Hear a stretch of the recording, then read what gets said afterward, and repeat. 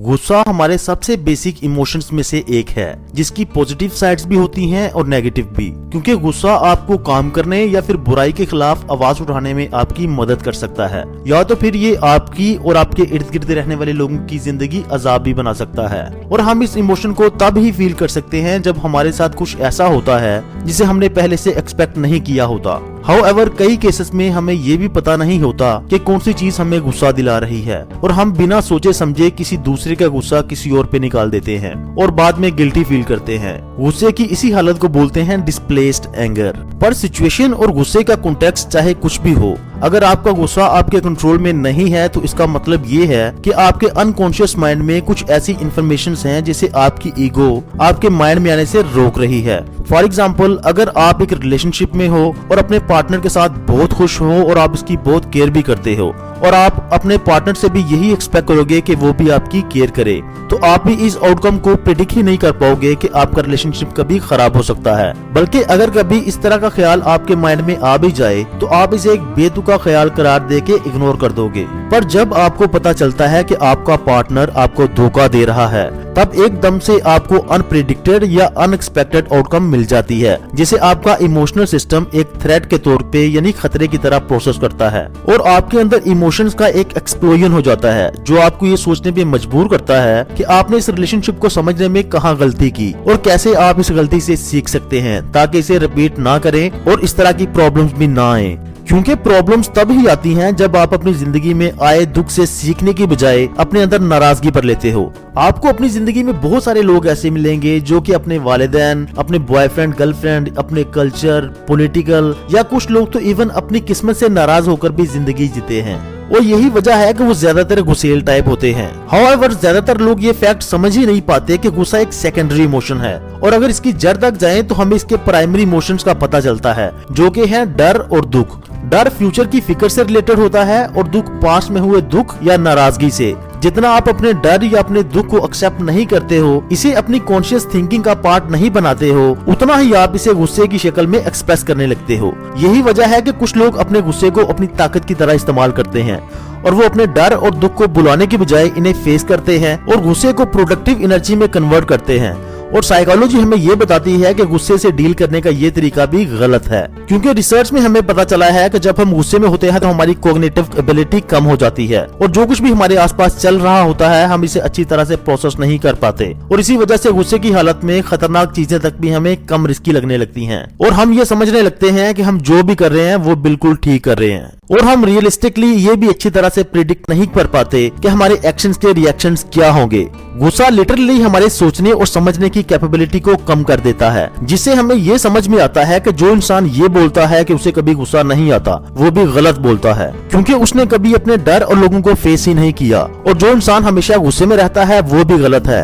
क्योंकि वो सही तरह से सोच भी नहीं सकता। हमें गुस्सा सिर्फ तब ही करना चाहिए जब सिचुएशन इसे डिमांड करती हो, और यही गुस्से से डील करने का सही और हेल्दी तरीका होता है। इसे अपनी कॉन्शियस पर्सनैलिटी का पार्ट बनाओ ताकि आप इसे कॉन्शियसली कंट्रोल कर सको, ना कि वो आपको। साइकोलॉजिकल लैंग्वेज में इस तरीके को बोलते हैं शैडो वर्क, यानी अपनी डार्क साइड को फेस करना और समझना कि आप किस डर, दुख या वीकनेस को छुपा रहे हो। सो अपनी डार्क साइड को फेस करके अपने गुस्से को कंट्रोल करने की 3 एक्सरसाइजेस हैं। दोस्तों, इन तीनों एक्सरसाइज पे गौर करने की कोशिश करना, क्योंकि इन्हीं एक्सरसाइजेस से आप अपनी नेगेटिव एनर्जी को अपनी पॉजिटिव एनर्जी में कन्वर्ट कर सकते हो। एक्सरसाइज 1, ऑब्जर्व योर रिएक्शंस और जजमेंट्स, यानी कि अपने रिएक्शंस और अपने फैसलों को ऑब्जर्व करो। जब भी कोई चीज आपको गुस्सा दिलाती है और ज्यादा इरिटेट करती है, जैसे जब भी आप किसी बुरे इंसान के बारे में सुनते हो कि इसने बहुत सारे इंसानों का कत्ल किया, तो आप फौरन से बोल देते हो कि अगर आप उसकी जगह पे होते तो आप वैसा काम बिल्कुल भी ना करते। लेकिन आपकी ये जजमेंट उस हिस्से के बारे में बताती है जिसे आप रिजेक्ट कर चुके हो, यानी कि आपका वो हिस्सा जो दूसरों के साथ बुरा कर सकता है। और ये मत सोचो कि हम सिर्फ अपनी नेगेटिव क्वालिटीज को ही रिजेक्ट कर सकते हैं, क्योंकि अगर आपके बचपन में कोई इंसान आपको क्रिएटिव, कंपेटिटर या फनी होने के लिए शेमफुल फील करवा चुका है, तो आप इन क्वालिटीज को भी रिजेक्ट कर सकते हो।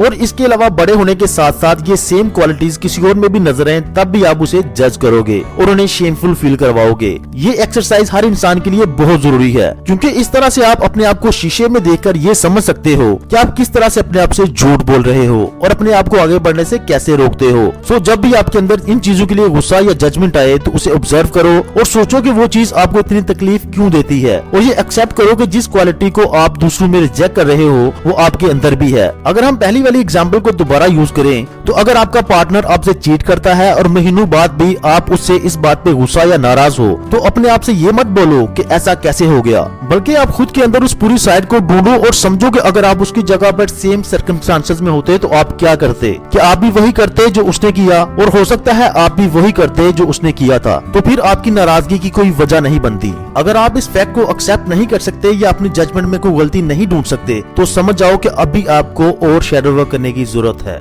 Exercise number 2, question from yourself, यानी अपने आप से सवाल करो। ये आइडिया आपको थोड़ा अजीब जरूर लग सकता है, क्योंकि नॉर्मली ये बोला जाता है कि सिर्फ पागल लोग ही अपने आप से बातें करते हैं, पर हमारे दिमाग में काफी पार्ट्स ऐसे भी होते हैं जो कि हमारी कॉन्शियस पर्सनैलिटी से अलग होते हैं और इनकी अपनी थिंकिंग और मोटिवेशनल फैसिलिटी होती है, जिससे हमारा ओवरऑल बिहेवियर इंट्रोड्यूस होता है। तभी अगर आप अपने आप से क्वेश्चन करना स्टार्ट करो कि आपको गुस्सा क्यों आता है, आपने इस पर्टिकुलर सिचुएशन में क्यों गुस्सा किया, या आपको गुस्सा दिलाने वाली चीजों में कॉमन पैटर्न क्या है, तो आपको इन क्वेश्चंस के आंसर खुद ब खुद मिलने लगेंगे। और दोस्तों, मेरे नजदीक ये एक्सरसाइज नंबर 2 बेहतरीन एक्सरसाइज है जिससे आप अपने गुस्से को कंट्रोल कर सकते हो, क्योंकि बाज दफा आप ऐसी बातों पे भी गुस्सा कर जाते हो जिन पे गुस्सा बनता भी नहीं। और जब आप खुद से क्वेश्चन करने वाली एक्सरसाइज स्टार्ट करते हो तो लाजमी आप ये बात फील करोगे कि यार नहीं, मैंने ये गुस्सा गलत किया और नेक्स्ट टाइम मैंने इस तरह की सिचुएशन को जरा भी नेगेटिव नहीं लेना, क्योंकि गुस्से की बेसिक रीजन ही नेगेटिव इमोशंस होते हैं। Exercise number 3, challenge your good side. हम में से ज्यादातर लोग अपने आप को अच्छा इंसान मानते हैं और ये सिर्फ हमारी एक साइड होती है, जबकि दूसरी साइड वो होती है जो हमसे बुरे काम भी करवा सकती है। नॉर्मली हम इस तरह सोचते हैं कि हम कोई बुरा काम कर ही नहीं सकते